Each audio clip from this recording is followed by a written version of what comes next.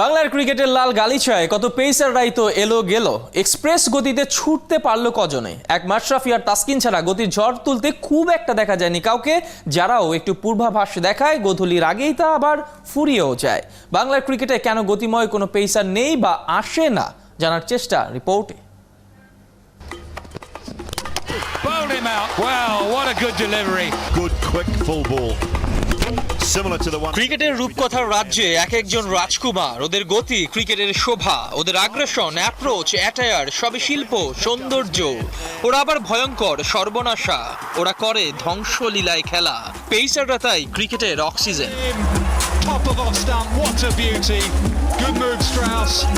Spin নির্ভর বাংলাদেশ গত কয়েক বছর ধরে সেই সৌন্দর্যের খোঁজে আছে। সাম্প্রতিক সময়ে একাদশে পেসাররা প্রাধান্য পাচ্ছে।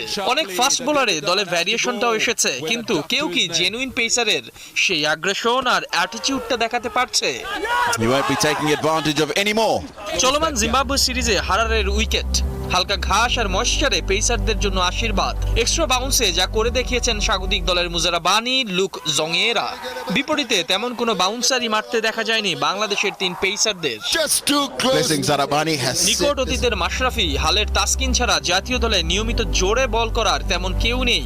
যারাও এসেছেন অল্পতেই হারিয়ে গেছেন, কিংবা ধীরে ধীরে গতিটা কমে এসেছে।